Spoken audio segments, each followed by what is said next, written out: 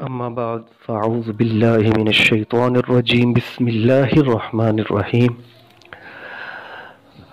حضرات محترم، یکم مئی کو مزدور ڈے، لیبر ڈے منایا جاتا ہے، سمجھا جاتا ہے کہ یہ دن جو ہے مزدوروں کے لیے سمجھا گیا ہے۔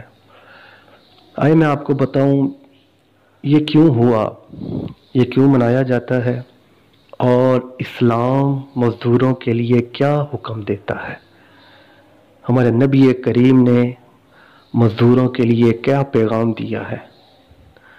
ویسے تو یہ جو لیبر ڈے منایا جاتا ہے یکم مئی کو، یہ تو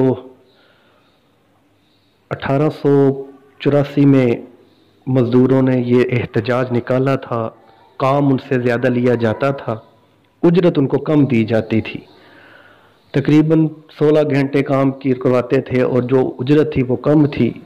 تو پھر مزدوروں نے مل کر احتجاج نکال دیا، ریلی نکال دی کہ ہماری جو ہے کام زیادہ ہے، لیبر کم ہے، مزدوری کم ہے ہماری۔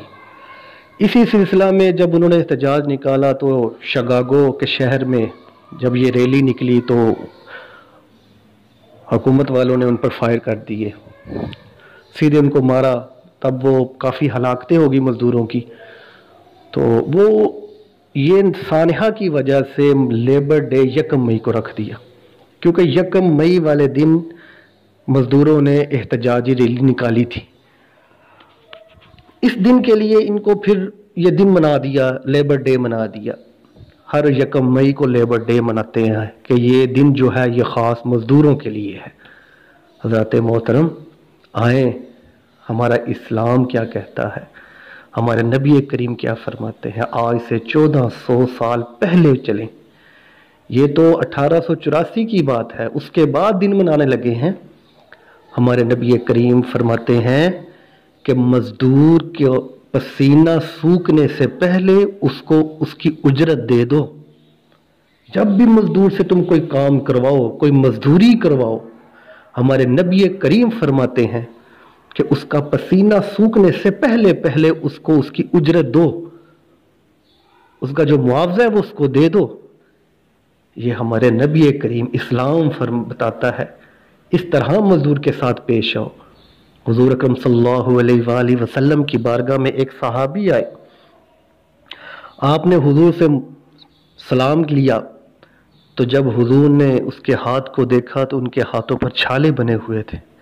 تو حضور نے فرمایا، اے صحابی یہ کیا معاملہ ہے؟ عرض کی، یا رسول اللہ مزدور ہوں، مزدوری کرتا ہوں، ہاتھ پر چھالے بن جاتے ہیں۔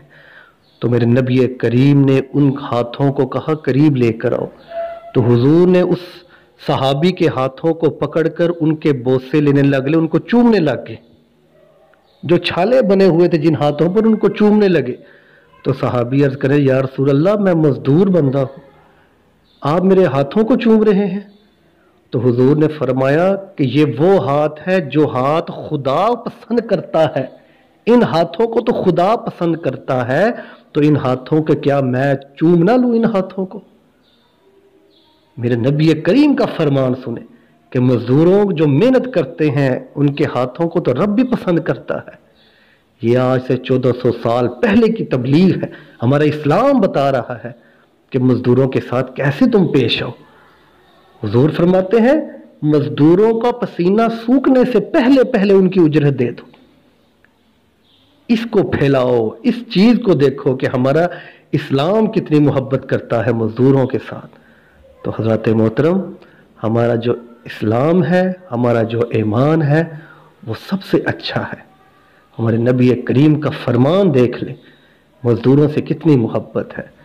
اللہ تبارک و تعالی ہمیں دین میں رہ کر مزدوروں سے محبت کرنے کی توفیق عطا فرمائے، جس طرح اسلام نے بتایا، ہمارے نبی کریم کا جس طرح فرمان ہے اس طرح ہمیں مزدوروں کے ساتھ سلوک کرنے کی توفیق عطا فرمائے۔ السلام علیکم۔